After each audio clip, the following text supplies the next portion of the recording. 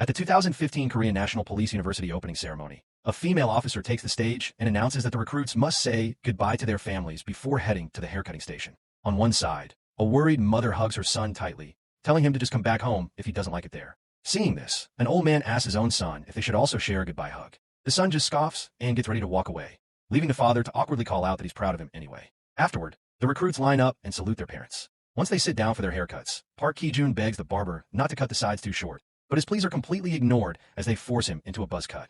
Sitting there, Ki-jun tries to smile at Kang Hee-ol, who is sitting right in front of him with a total stone face, but Hee-ol just reacts like a complete weirdo.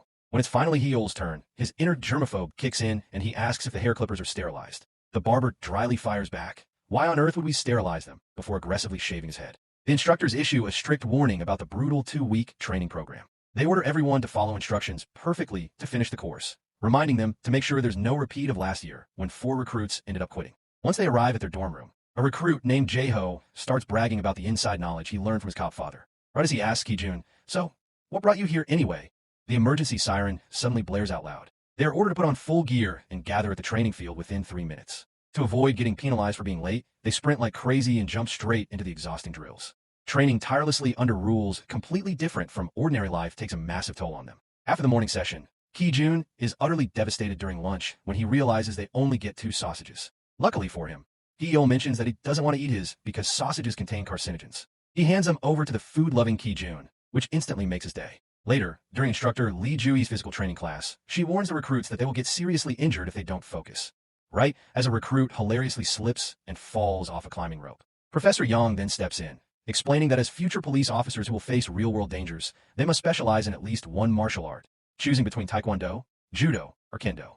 Despite 2 recruits already dropping out, the instructor tells everyone not to lose heart and to push through to the very end. She then announces the final challenge of their training, the MT Bugak race. To secure their official admission to the university, they have to run up and down the mountain in under an hour. Ki-jun immediately syncs his watch, ready for the challenge. As soon as the whistle blows, everyone charges ahead, screaming at the top of their lungs. But halfway through the race, disaster strikes. Hee-ol slips, badly injuring his ankle and finding himself unable to get back up. He begs another recruit, Jae-ho, for help, but Jae-ho just cold-heartedly runs right past him. When Ki-jun catches up and sees him, Hee-ol begs him to help him walk. Knowing they only have an hour to make it back, Ki-jun hesitates and prepares to keep running. Desperate, Hee-ol reminds him, "Hey, I gave you my sausages earlier." Ki-jun yells back, "You didn't give them to me, you just didn't want to eat them." But Hee-ol doesn't give up.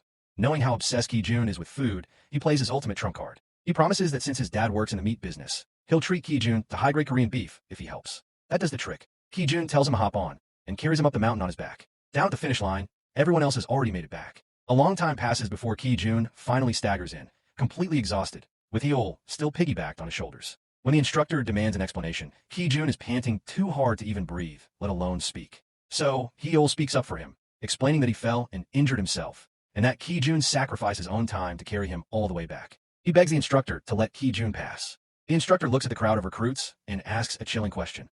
Who else saw him fall? She orders everyone who saw the accident but did nothing to raise their hands, and then commands them to get down on the ground for punishment. She delivers a brutal reality check, reminding them that a police officer's ultimate duty is to save people in trouble. The fact that they ignored a wounded classmate just to finish their race means that even though they made it back in time, they completely failed the real test. As a penalty, she orders the rest of the class to run the entire mountain all over again. As for Ki-jun and Hee-ol, she commands them to head straight to the infirmary and gives them a formal salute. Left behind, the 2 guys are completely stunned, grinning at their unexpected victory. As they sit together, they start opening up to each other, sharing the real reasons why they decided to join the police academy in the first place.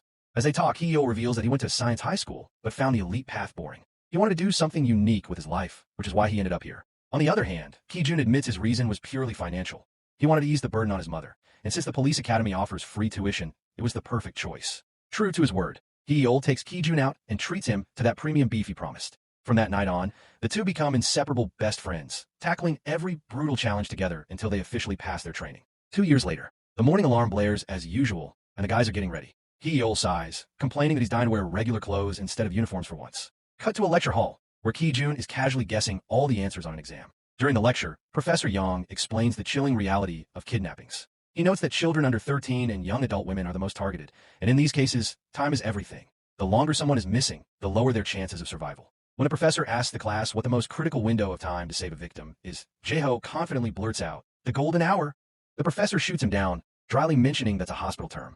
But when Hee-yeol chimes in with the correct answer, the critical period, the professor highly praises him. Jae-ho turns around with a sour look, while our two main guys just smugly smirk back at him. Professor Young then highlights a terrifying statistic. For an adult woman, the most critical window after being abducted is just 7 hours.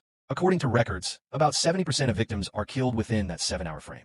Later, during martial arts class, Jae-ho eagerly steps up to demonstrate. But when the instructor attacks him with a training knife, Jae-ho is supposed to disarm and lock his opponent's arm. Instead, he completely fumbles it, getting hilariously overwhelmed and dodging like an idiot. Watching this mess, Ki-jun and Hee-yeol can barely hold in their laughter, jokingly whispering that this advanced technique is going to be incredibly useful. With the Christmas break just around the corner, the two are trying to figure out how to spend their holidays. Suddenly, Jae-ho brags that he got himself a girlfriend. Determined to find out his secret, they corners Jae-ho during judo class and successfully interrogate him. The secret location? A popular nightclub. The two get all dressed up like a couple of wolves ready to hunt. But as they're heading out, Ki-jun brings up a realistic problem.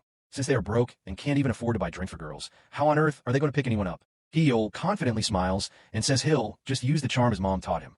A sweet killer smile. He shows Ki-jun his best smile, but Ki-jun just cracks up, telling him he looks like a total creep who's lost his mind.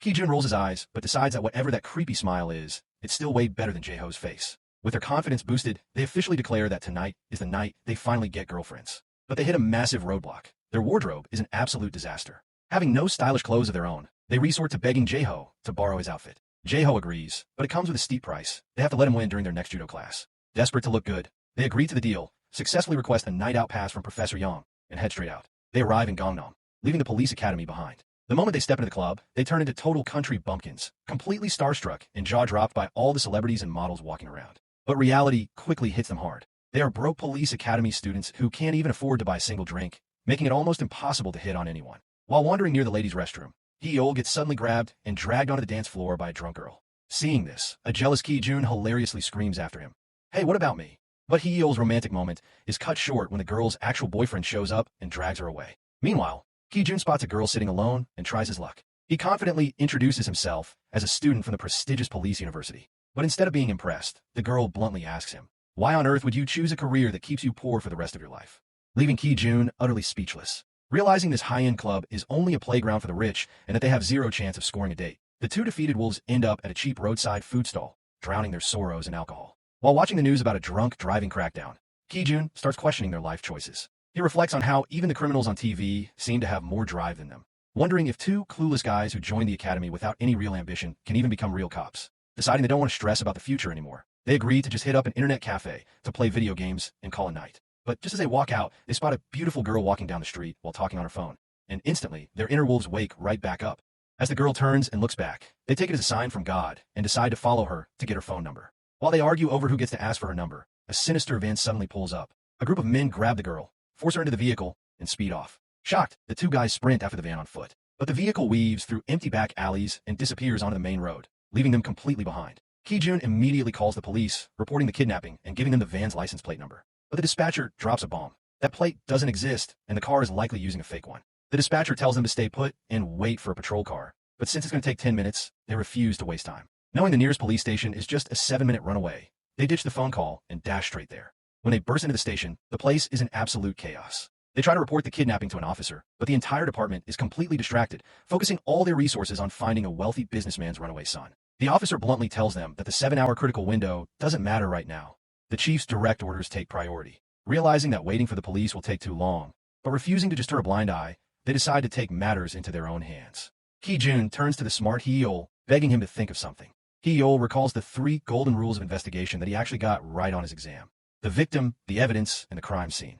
Since they don't have any physical evidence yet, they head straight back to the crime scene to look for clues. Standing where the van was parked, they realize the kidnapping was meticulously planned, meaning they're dealing with professional criminals, making a solo rescue mission incredibly dangerous. Just then, they spot the girl's shopping bag left behind on the ground. They carefully open it up and find a massive amount of tteokbokki, Korean rice cakes. Ki-jun deduces that she must have been buying food for a large family or a group of people at home. While they don't have her exact address, they realize the tteokbokki shop must be near her house. Armed with this one tiny clue, the two amateur detectives set off to track down the rice cake shop. Meanwhile, the abducted girl briefly wakes up, only to see a man negotiating a price with another guy holding a surgical tray, before she passes out cold again. Back on the streets, Ki-jun and Hee-yeol are running from one tteokbokki shop to another, but they're completely hitting a wall. With time ticking away, Hee-yeol thinks about calling Professor Yang from the investigation department. But Ki-jun stops him, pointing out that if the academy finds out they're playing vigilante, they'll get heavily penalized. Trapped with no victim and no evidence, Hee-yeol is losing hope. Ki-jun tries to cheer him up by asking, "Hey, do you know what I wrote for the 3 basic elements of investigation on my exam?" When Hee-yeol asks what, Ki-jun proudly says, "Passion, grit, and a generous heart." Despite the stress, Hee-yeol can't help but crack up at his friend's stupidity. Refusing to give up, they check one last shop that specializes in a unique spicy tteokbokki. Bingo! The shop owner recognizes the description of the girl in the pink coat. She remembers her because she always orders her food extra spicy, but while she doesn't know her home address, she mentions that the girl works nearby. They rush over to the address, only to find out it's an ear cleaning parlor, a notorious adult entertainment venue. Entering a place like this could get them expelled from the academy instantly. Knowing they can't just walk in and ask questions, Hee-yeol suggests that one of them should go in undercover while the other keeps watch outside. Ki-jun refuses to be the one, so they play rock, paper, scissors to decide. Hee-yeol loses and is forced to nervously walk into the parlor. While keeping watch outside, Ki-jun spots someone eating ramen inside a 7-Eleven. Incapable of resisting food, he decides to quickly run in and grab a sausage. Meanwhile, inside the parlor, a clueless Hee-yeol tells the receptionist he's just looking for someone. But the receptionist misunderstands, takes his money, and sends him to a private room. Soon, a girl walks in, puts on gloves, and starts cleaning his ears with an unsterilized scoop, sending the germophobic Hee-yeol into a quiet panic. Just then, Ki-jun, who is happily eating his sausage outside, spots a police patrol car pulling up. Realizing the place is about to get raided and his friend is inside, Ki-jun needs to create a distraction. He runs past the cops, deliberately screaming, "Hey, you pigs," at the top of his lungs. The officers try to ignore him at first, but Ki-jun doubles down, calling them fat pigs right to their faces before taking off running. The furious cops chase after him. While inside the parlor, a completely oblivious Hee-yeol is still lying down, enjoying his ear-cleaning session. Outside, Ki-jun is running for his life, messing with the furious cops and leading them on a wild goose chase. Meanwhile, inside the parlor, Hee-yeol finally snaps out of his blissful daze. Realizing he didn't come here to get his ears cleaned, he literally slaps himself across the face to wake up. He gets straight to business and questions the receptionist about their missing coworker. The receptionist reveals the girl's name is Yoon-young. When Hee-yeol asks for her home address, the receptionist explains that Yoon-young is actually an underage runaway who has been away from home for a long time, so she lives with a bunch of other runaway kids. With the receptionist's help, Hee-yeol manages to get the address of the runaway shelter. Just as he steps outside with the info, he spots a police car parked right in front. Before he can even react, Ki-jun, who is still sprinting away from the cops, yells at him to run, and the two book it out of there. They arrive at the address and knock on the door of the runaway shelter. Inside, someone prepares a weapon and nervously asks who it is. As soon as Ki-jun explains that Yoon-young has been kidnapped and asks if anyone else is inside, a guy opens the door pretending to cooperate, only to instantly bolt out the back door. The boys split up to chase him down. Hee-yeol corners the guy in a dark alley. As he walks forward, automatic motion sensor lights click on one by one, adding to the tension. Suddenly, the runaway guy pulls a knife and lunges at him. But thanks to their academy training, Hee-yeol easily counters the attack, disarms him, and locks his arm. Exactly like the move Jae-ho failed to do in class. When Ki-jun catches up, a smug Hee-yeol brags, "See, I told you this technique actually works." They grab the guy's phone, force him to unlock it, and check his messages. Sure enough, they find a text confirming that Yoon-young was literally sold off. When they demand the address of the buyer who pays cash for runaway girls, it leads them to a specific restaurant. Before heading to the restaurant, the two soft-hearted future cops buy some food and drop it off for the remaining runaway girls at the shelter. While eating, one of the girls opens up about Yoon-young. She reveals that Yoon-young ran away from home because her stepfather used to beat her until she passed out. Hearing this heartbreaking story, Hee-yeol gently adds that Yoon-young was targeted and kidnapped because she was buying food for everyone in the shelter. Upon hearing this, the young girls instantly burst into tears, realizing the horrible danger their friend is in. Seeing the young girls crying and saying they can't survive without Yoon-young, Ki-jun's protective instincts kick in. He promises them, "Don't worry, we will bring her back to you." He slips them some cash and tells them to stay safely inside the room until they return. After that, they hail a taxi and head straight to the address they found. During the ride, they piece the puzzle together. They realize why the kidnappers target runaway kids. Under normal circumstances, a kidnapping case needs a family member or a powerful sponsor to pressure the police to investigate. Since runaways have no one looking for them, these predators deliberately targeted them to pull off the perfect crime. When Ki-jun asks what will happen to Yoon-young, Hee-yeol solemnly replies, "She's going to be human trafficked." Realizing the critical period is ticking away fast, Ki-jun frantically tells the taxi driver to step on the gas. Meanwhile, back at the criminal's hideout, a group of men enter the room where Yoon-young is tied up. They brutally inject an unknown drug into her stomach, setting up a sickening operation. When the taxi finally pulls up to the destination, the boys feel like they've just stepped into China. The taxi driver warns them, dropping a chilling piece of advice. This place is controlled by illegal Chinese-Korean gangs. Even the police don't dare to patrol around here, and stabbings happen all the time. Don't wander around. Ignoring the warning, they walk into the restaurant from the address. Ki-jun asks Hee-yeol to hand over the phone, but Hee-yeol points out a hilarious mistake. Ki-jun is looking at his own phone with his face as the wallpaper, instead of the kidnapper's phone. After switching to the right phone, they dial the last contact. Suddenly, a phone rings at a nearby table. Ki-jun quickly hangs up, but the gang member at the table calls back, and the phone in Ki-jun's hand blares out loud. Busted. They try to casually walk away, but the gangsters surround them, aggressively demanding to know where the owner of the phone is. Having no choice and losing his patience, Ki-jun snaps. Using every ounce of martial arts they learned at the academy, the two boys team up and successfully beat down the four-armed gangsters. They corner the last guy standing, demanding to know where Yoon is. When the guy refuses to talk, Ki-jun brutally stabs him in the butt with a coat hanger, forcing him to act as their guide. However, a restaurant staff member spots them and immediately alerts the rest of the syndicate. As the entire human trafficking ring goes on high alert, Ki-jun and Hyeol, following their hostages' directions, finally arrive at the dark basement where the kidnapped girls are being held. Inside the dark basement, Hyeol picks up a shattered medical vial on the floor. It's a drug called novirubin, an ovulation-stimulating hormone. Looking around, they hear desperate cries for help from multiple locked rooms filled with young girls. Horrified, they grill their hostage about what is going on. The guy casually admits to a sickening truth. They kidnap these girls, pump them with hormones, and surgically harvest their eggs to sell on the black market. The scumbag even smirks, telling the boys there's still some girls left for them. Furious, they knock him out cold. They decide to rescue everyone, but since one of the girls is severely ill, they prioritize carrying her out first. But as they try to escape, a massive mob of gangsters blocks their path. Hyeol grabs whatever weapon he can find and holds off the crowd, screaming at Ki-jun, "Go! I'll hold them off, just get her out of here." Ki-jun dashes out with the girl, only to realize he's run straight into a dead end. Suddenly, Ki-jun hears Hyeol screaming in pain from the hallway. He rushes back, only to find Hyeol being brutally beaten by the gang leader. The leader glares at them and barks, "Who the hell are you guys?" Ki-jun proudly fires back, "We are the police." But the leader just laughs, pointing out they don't even have official badges yet. He tells them they shouldn't be playing cop before his men brutally beat them both into unconsciousness. When Ki-jun finally wakes up, he finds himself in a nightmare. He and Hyeol are stripped to the waist, handcuffed, and hung from the ceiling. On their stomachs, the criminals have already drawn surgical marker lines, getting them ready to be cut open for their organs. Hyeol, who is hanging next to him, spits water at Ki-jun's face to wake him up. Knowing their organs are about to be harvested if they don't move fast, they need to escape immediately. Ki-jun summons every bit of his muscle strength, uses the ceiling beam for leverage, and miraculously breaks the handcuffs to free himself. He quickly cuts Hyeol down. Realizing their money and phones are gone, Ki-jun tells him to forget about their stuff, they just need to run for their lives. But the moment they crack the door open to slip away, they look out and see the entire gang of muscle-bound thugs, completely passed out and sleeping in piles all over the floor.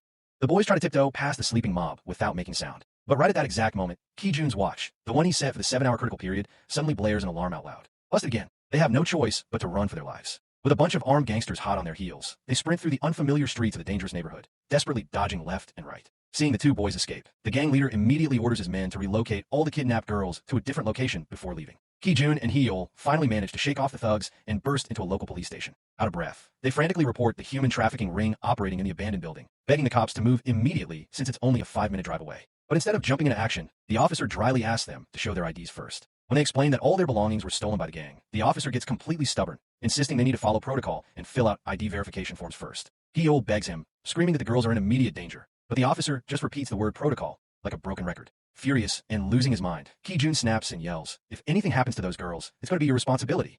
Things quickly escalate, and the cops end up tossing the two boys and locking them up. Luckily, word reaches Professor Yang, who rushes over to the station. He demands to know why his students are handcuffed, and the officers explain it's because they have no IDs. The cops even demand to see the professor's ID, which he reluctantly shows. Hyeol then quickly explains the horrific situation in the abandoned building, mentioning the novirubin vial they found. Hearing this, Professor Yang freezes. He recognizes the MO from a case back in 2002. He explains the sickening reality. While women normally produce 1 egg a month, this drug forces them to drop up to 20 eggs at once. Black market brokers then harvest and sell these eggs to wealthy, infertile couples. Realizing the boys are telling the truth, they rush back to the abandoned building. But they are too late. When they arrive, the building is completely empty, leaving behind only pools of blood on the floor. Professor Yang admits that a case of this magnitude is too big for local patrol cops, so he'll have to formally report it to the Special Investigation Unit. When the boys ask how long that will take, the professor replies it could take at least 2 weeks just to get approval. Ki-jun is devastated.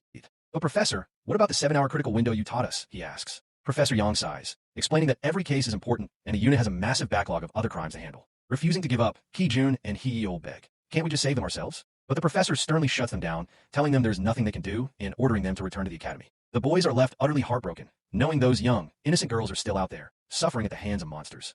The boys are utterly devastated. Ki-jun asks why they aren't allowed to take responsibility and save those helpless girls, especially since they are just innocent kids. But Professor Yang firmly tells them to leave it to the seniors and back off. Hyeol doesn't give up, pointing out that they already know the kidnapper's car model and fake license plate. So if the professor just makes one official request, they can track its location. He begs his mentor for help, but the professor drops another harsh reality check. To pull CCTV footage for an unregistered car with a fake plate, they need an official warrant from the detective in charge of the case. Since those detectives are already buried under their own heavy workloads, they aren't going to drop everything for an unfiled case. He warns them that this process could take at least a month, and orders them to just return to the academy. Back at the school, the horrifying images of the basement won't leave their heads. Just then, they spot Jae-ho walking by. Remembering his boastful talk about his connections, Hyeol corners him and asks if any of his dad's connections work at the CCTV control center. Jae-ho replies that their academy drill instructor, Instructor Joo-hee, actually used to work there. Wasting no time, they call Instructor Joo-hee. To avoid getting caught, they lie and tell her they were victims of a hit and run by an unregistered vehicle, begging for her help to track it down. She agrees to assist and instructs them to text her the vehicle's last known location and manufacturer. She promises to track the car down, but Ki-jun adds a fierce reminder to Hee-yeol. We have to catch these bastards ourselves to make sure there are no more victims. With a fire lit inside them, the two boys head straight to the academy equipment room. They load up on tactical gear, body armor, and batons, preparing for war. Meanwhile, at a new hidden location, the nightmare continues for the kidnapped girls. One of the thugs barks that if a girl can no longer produce eggs, they will just harvest and sell her internal organs instead. Yoon begs them to let them go, but the cold-hearted gang leader just kicks her to the ground. Back at the academy, Ki-jun and Hee-yeol are pushing their bodies to the absolute limit, lifting heavy weights, practicing tactical combat, and sharpening their martial arts skills. Later, during a lecture, the professor mentions that under special intelligence and reconnaissance protocols, a case can actually be pursued even without an official filing. Hearing this, Ki-jun and Hee-yeol widen their eyes, staring intensely at the professor, realizing that they now have the perfect justification to go finish what they started. To face off against an entire syndicate, the boys push themselves through a brutal training regime, lifting heavy, sprinting till they drop, and packing on protein by devouring meat to build up their strength. Right in the middle of their preparation, Instructor Joo-hee calls back with a massive breakthrough. She found a van, but she adds a strange and interesting detail. The vehicle that's always tailing the van belongs to a high-end fertility clinic. She leaves the rest of the investigation to them. And with the clinic's location now locked in, the boys pray with all their hearts that the girls are still alive. Meanwhile, inside that very clinic, a corrupt doctor is meeting with a wealthy, desperate couple. He flat out lies to them, claiming that Yoon is a prestigious university student who is willingly donating her eggs out of financial need. Because they can easily charge a staggering $80,000 for a beautiful girl's eggs, the syndicate has been ruthlessly kidnapping and farming these innocent girls. Having sneaked out of the academy, Ki-jun and Hee-yeol stake out the clinic's underground parking lot. As they watch a van arrive, likely carrying more victims, they gear up in their full tactical suits, body armor, and batons. Inside, a terrified Yoon is already being wheeled into the operating room. Taking a deep breath, the two future cops march straight into the underground garage, completely out in the open. Instantly, a massive horde of gangsters swarms out to block them. But this time, the boys are fully prepared. They charge into the crowd, absorbing heavy blows, but swinging back with pure rage. During the chaotic brawl, Hee-yeol gets hit hard on the arm, fracturing it. Refusing to stay down, he continues to take down thugs using only his one good arm. When Ki-jun rushes over, completely worried about his friend's arm, Hee-yeol shrugs it off. Even though their tasers are smashed and useless, they look at each other and push forward. Knowing Yoon is on the operating table right now, they storm into the pristine, creepy clinic, demanding to know where the operating room is from a terrified janitor, before rushing up to the top floor. The moment the elevator doors slide open, Ki-jun gets blindsided and takes a brutal punch straight to the face. It's the ruthless gang leader himself. A chaotic elevator brawl erupts. Despite being a 2-on-1 fight, the gang leader is a seasoned, lethal killer, and he brutally overpowers the boys, stomping them into the floor. Realizing they can't beat him with raw strength alone, Ki-jun and Hee-yeol decide to risk everything. They lunge forward through the pain, desperately trying to lock the handcuffs onto the monster's wrists. Bleeding and bruised, the boys lock in with perfect teamwork. Using a flawless judo throw they learned at the academy, Ki-jun slams the gang leader onto the floor, completely knocking him out. They waste no time and instantly handcuff his hands and feet together. Grabbing their dropped batons, they rush into the operating room, just in time. Before the corrupt doctor can react, Hee-yeol slaps him right across the face, shutting him down. Ki-jun gently carries the sedated Yoon on his back, and, after freeing all the other kidnapped girls, the boys sit down, completely exhausted. Knowing they completely broke school rules, they stop worrying about being expelled and finally call Professor Yang to report everything. As they ride back, having single-handedly dismantled a massive criminal syndicate, the professor asks them if they regret what they did, knowing they might get kicked out of school. The boys look at each other and answer with pure confidence. They say they just did what felt right. They admit they used to think the academy taught them useless stuff, but this nightmare made them realize how practical those lessons actually were. Now they want nothing more than to finish school and become real, fully qualified officers. Soon, they face the disciplinary committee. The board members are heavily divided. Some argue that strict rules were broken and the boys must be punished, while others fire back, pointing out that thanks to their actions, over a dozen underage girls were saved from horrific fate. Unable to reach a verdict, the superintendent asks Professor Yang for his stance.